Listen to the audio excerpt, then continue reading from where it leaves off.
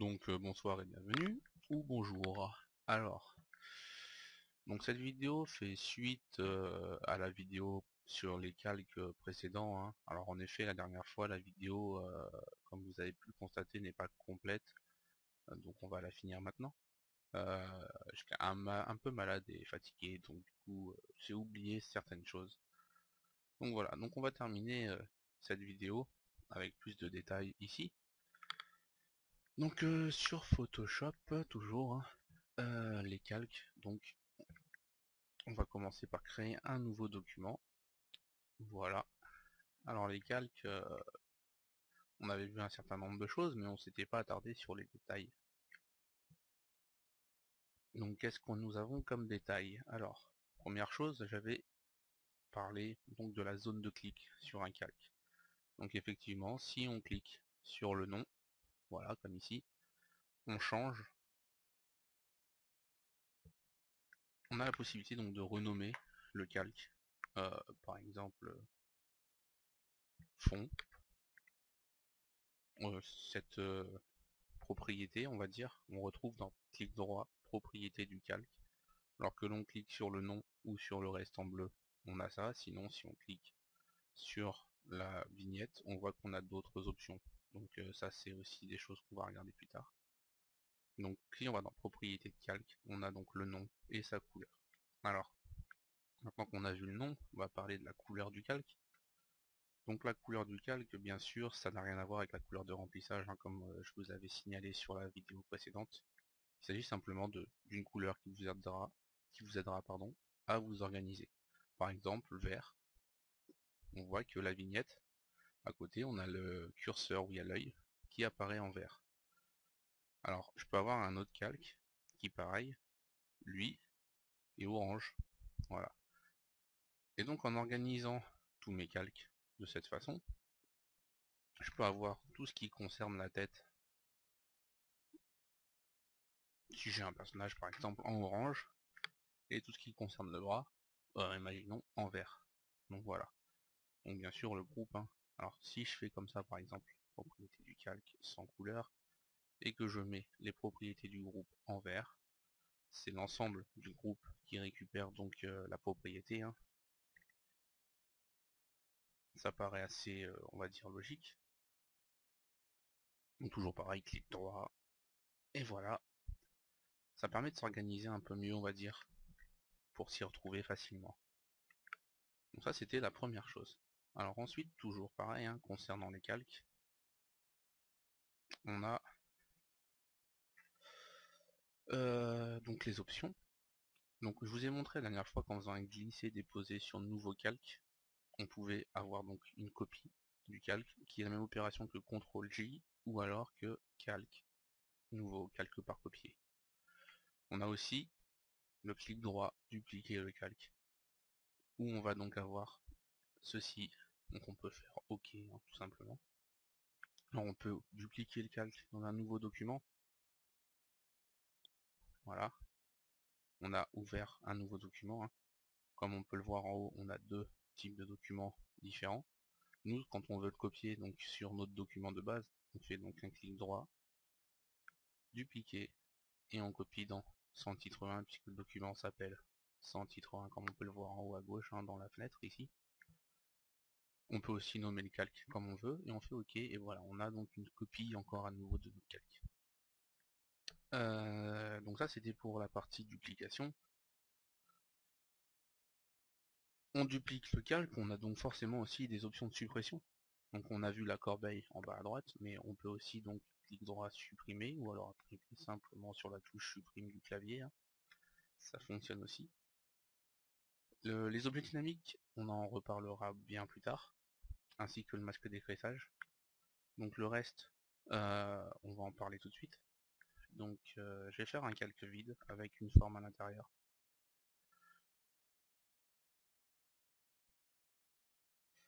Voilà.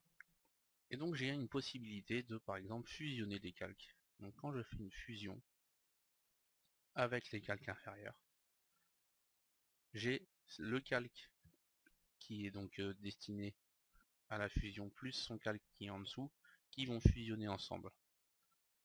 Vous voyez, ces deux calques-là se retrouvent mêlés l'un dans l'autre.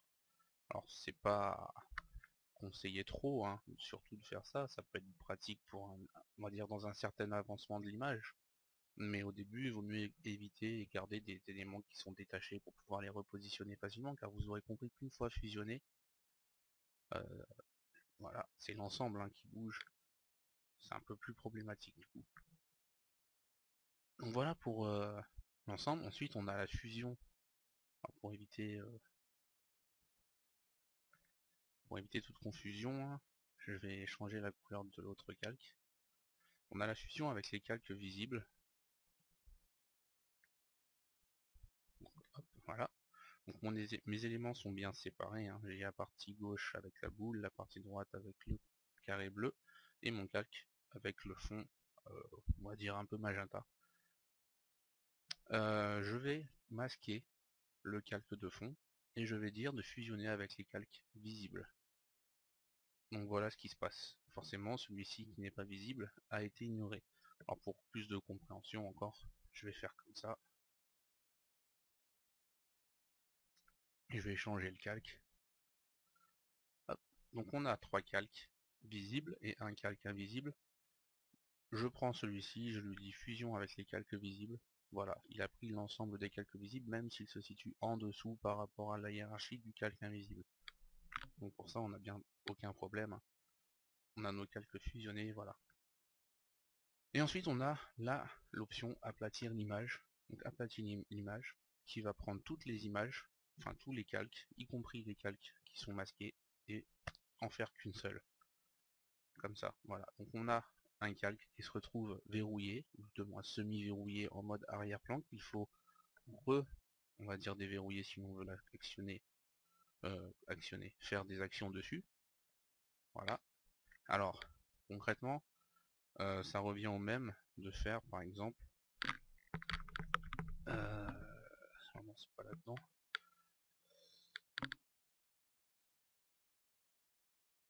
Ah, j'ai oublié où ça se plaçait. Ah, fusionner les calques visibles. Ici.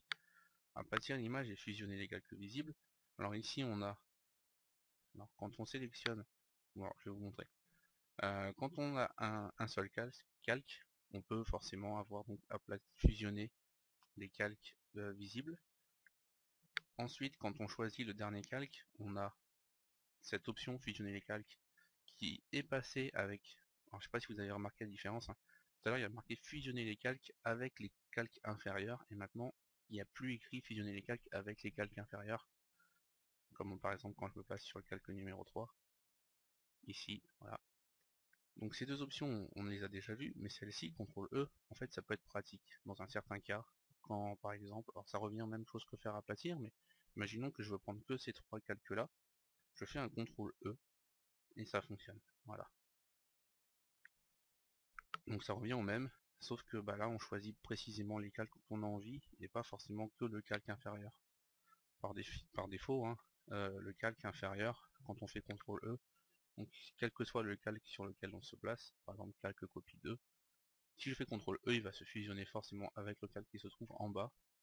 Voilà, ça c'est l'option par défaut, mais si on choisit certains calques, on peut faire CTRL E, et ça fonctionne. Alors comment j'en suis venu à pouvoir sélectionner plusieurs calques? Et ben, comme sur Windows ou sur Mac, je pense que c'est à peu près pareil. Enfin, je vais rester sur Windows puisque je connais mieux le système. Quand on sélectionne un calque et qu'on veut en sélectionner un deuxième, on appuie sur CTRL, et là, on peut choisir un autre calque intermédiaire. Alors, je vais faire plusieurs duplicata pour qu'on puisse voir aussi d'autres actions. Là, par exemple, sur le calque numéro 3, je veux sélectionner le 6 et le 4. Donc j'appuie sur CTRL, je prends le 6 et je clique ensuite sur le 4. Voilà. Maintenant, je peux avoir donc plein de calques. Alors là, j'en ai peut-être 9, je crois, si j'ai bien compté.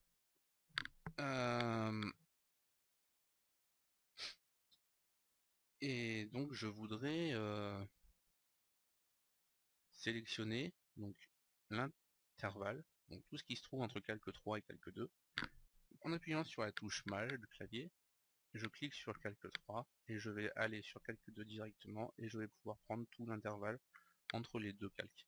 Si je veux isoler maintenant et ne pas avoir le calque 6, je rappuie sur CTRL et je le désélectionne. Voilà, ça marche comme ça, hein. Donc c'est plutôt pas mal comme option parce que ça permet vraiment de récupérer un ensemble de calques et de ne pas avoir à faire CTRL, clic, clic, clic, clic, et ainsi de suite. Donc voilà, ça c'était une autre chose. Alors il y a quelque chose tout à l'heure qui est apparu à l'écran que je ne vous ai pas montré non plus, qui est quand je double-clique sur un calque, c'est un menu. Alors je pense que les styles de calque, je vais en faire une vidéo complète car il y a vraiment pas mal de choses.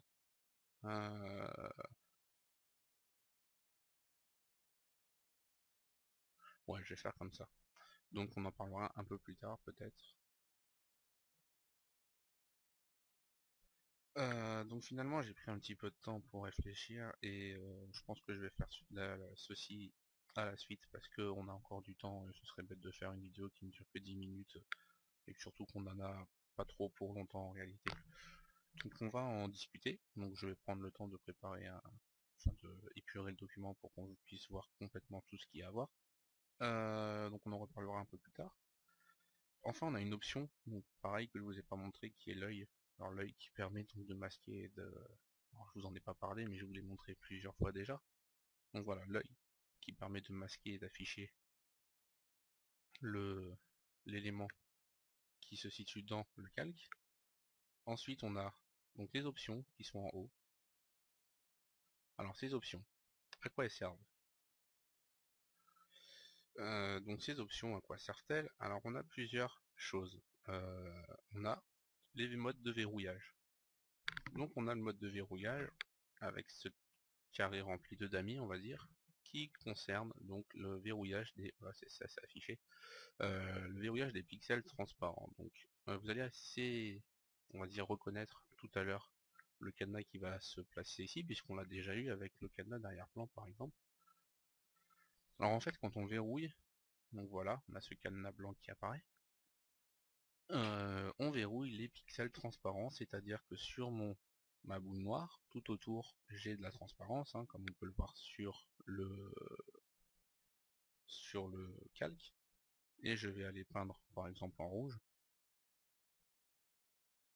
Voilà, quand je vais peindre, alors à 100%, à côté, rien n'apparaîtra, il y a au moment où je rentrerai dans ma forme, dans toutes les formes que peut contenir mon calque, que je vais pouvoir effectuer mon action. Si je déverrouille, vous voyez, je peux peindre à l'extérieur. Là, voilà, je ne peux pas peindre où c'est transparent, mais je peins que ma forme. Alors ça peut être pratique, hein, vous m'assurerez dans certains cas. Je vous laisserai découvrir comment, pourquoi et où. Enfin, voilà. Ensuite, on a le calque qui concerne donc, enfin le verrou qui concerne donc tout ce qui est le mode de dessin. Donc là, on ne peut pas peindre. Par contre, nous pouvons déplacer notre objet. Tout ce qui est option, voilà, comme vous voyez, de retouche, de gommage, de de dessin tout simplement, hein, on ne peut pas. Alors après par contre les éléments textuels et tracés peuvent, on va dire, prendre effet parce qu'ils vont créer des nouveaux calques. Vous voyez là, que je sois en mode tracé vectoriel ou tracé normal, je vais dessiner en fait un nouveau calque. Le texte va créer un nouveau calque. Par contre, la forme ici ne peut pas parce que ça va créer un nouveau élément sur le calque. Donc tout ce qui entraîne une création sur le calque ne peut pas être affecté, effectué. Ensuite, on a tout ce qui concerne le verrouillage de la position.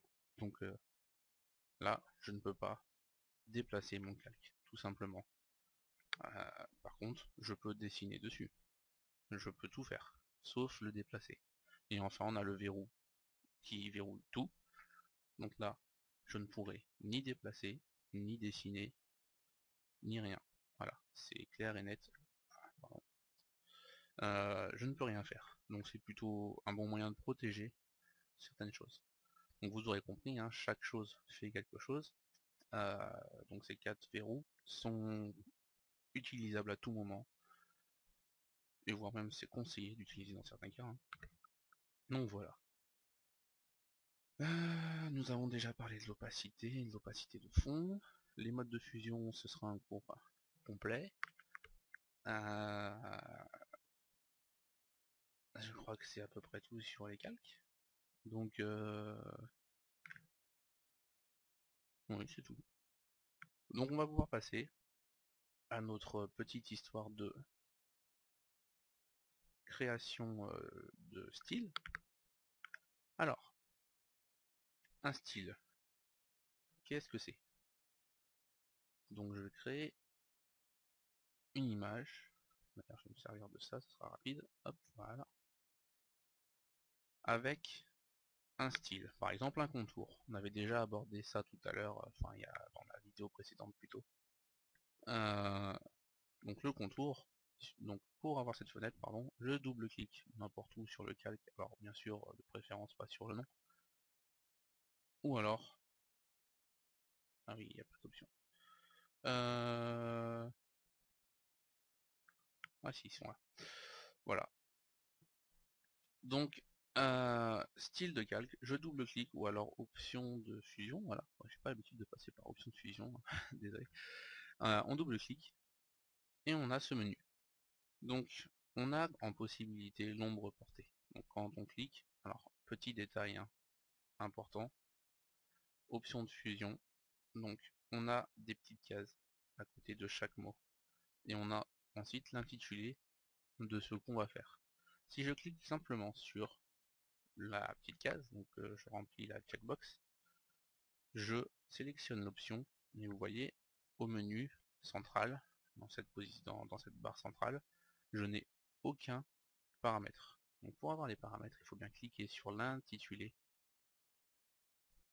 Voilà, l'intitulé. Et donc on met en surbrillance l'élément et on rentre dans les propriétés. C'est pareil pour tous. Hein. Voilà, là si je mets les contours et que je clique pas, j'ai aucun élément à l'intérieur. Par contre là voilà, j'ai ces options. Donc là on va se concentrer sur l'ombre portée. Vous allez voir ce qu'on retrouve ici, on le retrouve globalement un peu partout, sauf sur certains. On parle donc de mode de fusion. Donc vous allez voir que la plupart ont des modes de fusion déjà prédéfinis. L'opacité, plus ou moins importante. L'angle d'inclinaison, donc quand vous voyez, hein, je déplace l'angle, c'est plutôt à considérer comme une source lumineuse pour certaines choses. L'ombre se déplace, et ensuite utiliser l'éclairage global. Alors, pour ça, je vais faire un deuxième calque, qui donc est identique, et vous allez voir que quand je modifie l'ombre portée de l'angle, enfin l'angle de l'ombre portée, les deux se modifient. Alors c'est pas parce que c'est un calque identique que j'ai créé, c'est simplement parce qu'il se base sur l'éclairage global. J'aurais pu faire un autre calque avec une autre forme, il aurait suivi le même procédé en fait. Donc pour pouvoir annuler cet effet et choisir par exemple une ombre ici et une ombre là-bas, un petit peu comme si on avait une lumière qui venait du centre, il faut décocher, utiliser l'éclairage global et seulement à ce moment-là, voilà, je peux jouer sur l'éclairage, enfin sur l'ombre individuelle de nos éléments. C'est pareil, cette option apparaîtra sur plusieurs paramètres. Ensuite on a la distance, plus ou moins éloignée de l'objet, le grossi, donc vous voyez, hein, on a l'impression d'être un peu moins dans un espèce de fondu, mais dans quelque chose de plus... Alors, on parle d'humidité en général, mais là voilà, on est dans quelque chose de très tranché dans les contours. Et ensuite la taille, plus ou moins diffus. Donc je vais vous monter le grossi pour que vous puissiez constater, la taille. Hein. Voilà, hop, grosse taille, plus petite taille, voilà. Donc ça c'est pour les paramètres on va dire de base. Ensuite on a la qualité du contour. Alors quand il parle de qualité, on n'a pas vraiment une notion de qualité. Alors mis à part le lycée qui va rendre l'aspect plus joli, hein, mais on parle surtout aussi de la façon dont va se comporter et va se manifester le contour. Vous voyez toutes ces options. En cliquant sur la petite flèche, je modifie toutes ces options. Et on a des modes différents. Alors on peut créer son propre mode en cliquant sur le graphique, ici au milieu, et on a une courbe. Et on peut faire un peu ce qu'on veut. Donc voilà, vous voyez, hein. Hop, tac, comme ça par exemple, comme ça, puis on va mettre un autre là. Voilà, on a ce genre d'auréole après. On peut placer les choses de manière à avoir des sommets très pointus et pas simplement Donc là les pointes se rejoignent très bien. Ensuite les sorties. Alors comme vous voyez les sorties, hein, ça concerne les derniers et les premiers points, les entrées et les sorties. Donc vous pouvez jouer avec aussi pour vous amuser. Donc voilà, si ce paramètre vous plaît, vous pouvez aussi l'enregistrer. Ou vous pouvez en charger un, si vous en avez enregistré un au préalable, par exemple sur votre machine, et que vous avez envie de l'importer ici. Donc voilà. Ensuite on clique sur OK pour l'appliquer, et vous voyez que votre graphique de courbe ici se retrouve là. Donc voilà.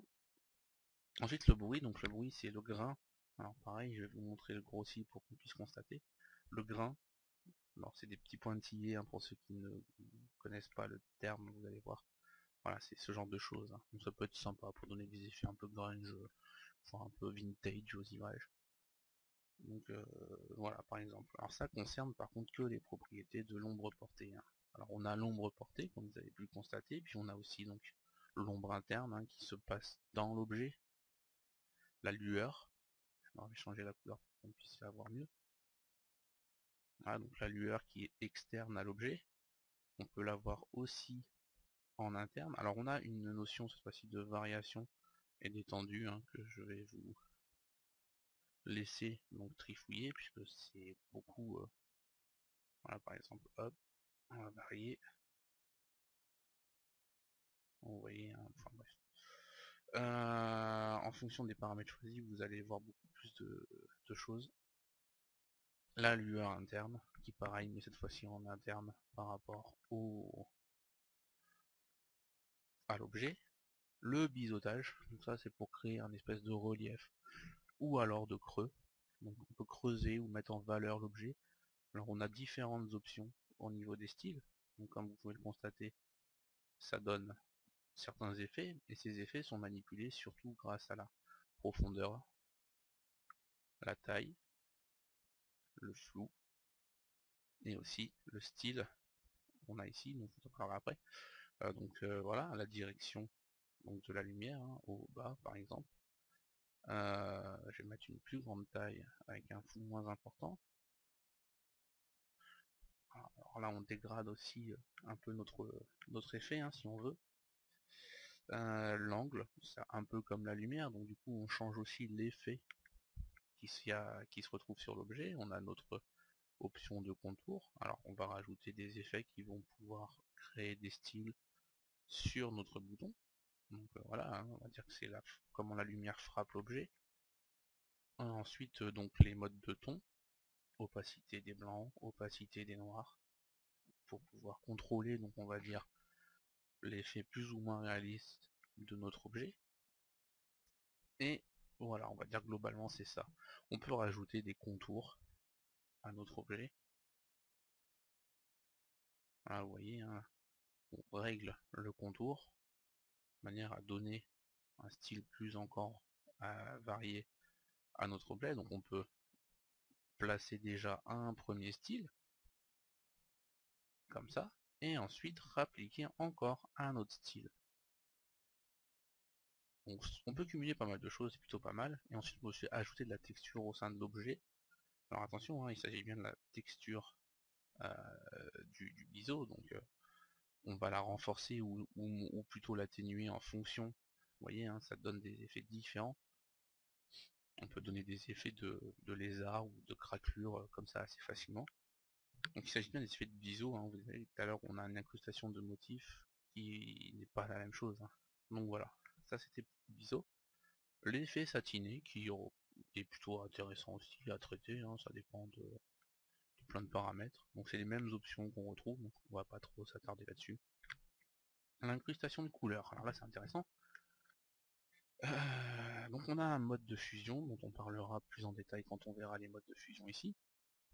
Et on a une couleur. Donc, par exemple, là je vais mettre du vert. Alors vous voyez que ça remplace la couleur intégralement à l'intérieur et que si je joue sur l'opacité, on distingue la couleur qui est d'origine placée en dessous. Donc c'est plutôt quelque chose sur lequel on peut jouer, c'est marrant, ça peut être sympa aussi.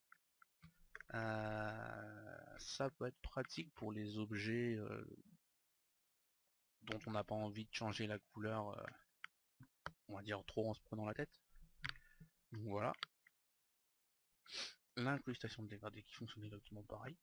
Donc vous avez juste donc, le dégradé, le style linéaire, l'angle et l'échelle. Alors le dégradé, la modification d'un dégradé, on en parlera lorsqu'on étudiera la barre du si. Donc pour l'instant on ne va pas trop s'attarder dessus. Donc toujours pareil, les mêmes paramètres, l'opacité, l'échelle. Donc l'échelle qui concerne plutôt on va dire l'étendue du dégradé, hein. Et ainsi de suite, le mode radial et tout ça. Ensuite on a l'incrustation de motifs, donc c'est ce que je vous disais tout à l'heure, hein. On voit complètement que le comportement n'est pas du tout le même. Donc on a toujours pareil, une opacité, un motif. Dans le motif, on a donc la possibilité de choisir entre plusieurs motifs. Alors là j'en ai que deux parce que je n'ai pas chargé les motifs, mais sur la petite flèche à côté, quand vous cliquez, vous pouvez ajouter des motifs. Les motifs, vous les avez tout en bas sur la liste. Par exemple, ou alors on peut aussi charger des motifs qu'on a par exemple récupérés sur internet. Donc, on peut les charger ici. On peut aussi modifier l'affichage du motif, par exemple. Ça, vous voyez pas très bien à quoi ça ressemble. On fait une grande liste. Alors non, pas une grande liste, plutôt une grande vignette. Et voilà. Et ainsi de suite, hein. On peut faire comme ça aussi. Vous avez toujours ce petit truc en bas à droite qui permet d'agrandir la zone pour voir plus ou moins de choses. Donc ça c'était le petit détail. L'échelle, donc l'espace que va occuper le motif dans l'objet. Et enfin, est-ce qu'on le lie au calque? Oui ou non. Alors lié au calque, ça veut dire quoi? Ça veut dire que regardez, quand je vais déplacer mon calque, ma texture ne se déplace pas. Par contre, lorsqu'il est lié, et que, alors je modifie, excusez-moi parce qu'il faudrait que, hop, ok, voilà, là ça se déplace en même temps que mon calque. Alors du coup, ça, la petite boulette que j'ai fait au départ en oubliant de cliquer m'a permis de vous révéler quelque chose. C'est-à-dire que quand je suis sur le mode comme ça, je peux déplacer ma texture pour pouvoir choisir. Ah oui, parce que par exemple, vous vous dites, ah, je veux pas, j'aurais préféré que ce soit plus à droite l'effet. Bah on peut, voilà, en faisant comme ça. Et là, on a 4 boules blanches, par exemple, enfin un reflet blanc au milieu, hein. Donc ça peut être plus intéressant à traiter pour placer plus simplement, on va dire, plus approprié, enfin plus à votre goût, pardon, le mode, votre motif. Donc voilà pour l'incrustation de motif. Et ensuite, le contour. Donc le contour, on en avait vaguement parlé. Donc pareil, le contour, on a sa taille, son positionnement intérieur, extérieur et centre. Alors je vais vous expliquer ce que c'est la différence entre les trois. Donc bien sûr, le mode intérieur et extérieur, tout le monde le comprend, hein. Par contre, le mode centre, c'est peut-être un peu plus complexe, donc je vous en parlerai. Ensuite le mode de fusion et l'opacité, ainsi que sa couleur ou un dégradé et un motif. Au choix, c'est vous qui voyez. Pour changer la couleur, il suffit de cliquer sur couleur et voilà. Alors le mode centre, on va en parler, donc je vais cliquer sur OK, hop, et je vais venir à côté. Donc le mode centre, qu'est-ce que c'est que le mode centre, hein?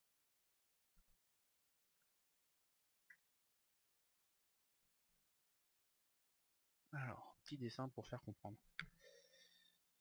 Quand vous avez donc votre objet, hop, on va faire ça, un petit rond blanc avec un contour noir. Voilà, ce sera pas trop mal. Donc votre objet, voilà, vous avez donc le contour de votre objet, qui est donc le bord. Vous avez la possibilité donc de mettre en place un contour. Donc le contour peut être positionné, pardon, soit à l'extérieur, soit à l'intérieur de l'objet, ou alors au centre. Et en fait au centre, ça veut dire quoi? Ça veut dire qu'on va répartir équitablement d'un côté, donc à l'intérieur comme à l'extérieur, le tracé, donc le contour. Donc voilà, on va dire que c'est la représentation du, du contour en mode centre. Donc j'espère que ce petit schéma vous aura aidé à comprendre un peu la chose, hein. Donc voilà, donc pour les calques, c'est à peu près tout. Alors vous avez vu qu'on a mis des effets. sur nos calques, ces effets se retrouvent ici. Et on peut, avec ces effets, faire plusieurs choses. Par exemple, les masquer, pour les rendre non visibles. Par exemple, les contours, on peut le masquer. L'ombre portée, comme vous voyez, il n'y a pas d'œil. Alors pourquoi? Tout simplement parce que c'est des effets qu'on a appliqués, mais qu'on a désélectionnés. Dès que je réapplique, voilà, vous voyez, l'œil en réapparaît. Pour supprimer un effet, il suffit de faire clic droit sur cet effet, et par exemple, on peut, alors, pourquoi pas, effacer le style de calque, ou alors, une autre solution que j'ai déjà vu être fait, créer un calque de tous ces effets. Alors, pourquoi je vous parle de ça? C'est parce que, justement, je voulais y venir. On peut désolidariser par la suite les calques et leurs effets. Vous voyez, là, mon contour est désolidarisé de mon objet. Donc c'est plutôt pas mal parce que du coup, on peut créer certains effets un peu plus adaptés. Par exemple, l'ombre. Alors je vais revenir sur mon objet, hop, voilà, celui-ci. J'ai une ombre. On va peut-être pas faire une boule, mais plutôt un rectangle, ce sera beaucoup plus parlant. Je me suis perdu dans mes outils. Donc voilà. Là.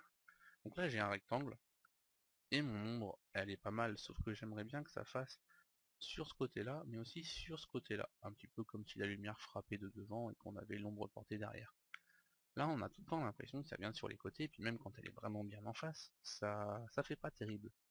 Donc ce que je peux faire, c'est par exemple faire donc un clic droit et créer un calque de ce style. Donc oui, je fais OK. Et là, vous voyez mon calque donc qui est ici. Hein. Alors, hop.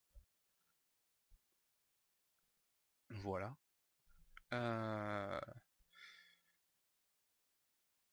Et donc ce calque, je vais en faire quelque chose de mieux. Donc je vais la mettre derrière, et je vais, grâce aux options de transformation que l'on verra plus tard, le déformer pour que mon effet soit différent. Et là, vous voyez, j'ai un effet, on va dire, de lumière qui frappe de devant, on donne de la profondeur, comme si c'était une espèce de, disons, petite porte. Vous voyez, une petite porte avec une poignée. Ah, je me suis trompé de calque, voilà. Bon, on a une poignée derrière maintenant. Donc voilà, on fait comme ça. On peut jouer du coup sur l'opacité qu'on avait définie au départ de notre ombre, hein, pour améliorer. Alors, voilà, par exemple, si je passe derrière, vous voyez mon ombre est peut-être un peu prononcée. On peut la diminuer du coup, hein, pour que l'effet soit subtil. Enfin voilà, un petit exemple bateau de ce qu'on peut faire avec les calques. Et donc avec les calques, qui comportent donc les styles qu'on a définis au départ, et donc pour les modifier et apporter donc quelque chose de beaucoup plus sympathique et agréable à l'œil. Écoutez, donc c'est à peu près tout ce qu'on avait à voir sur les calques. Donc je vous dis bonne continuation, bon travail, et à la suite pour un prochain tutoriel. Voilà.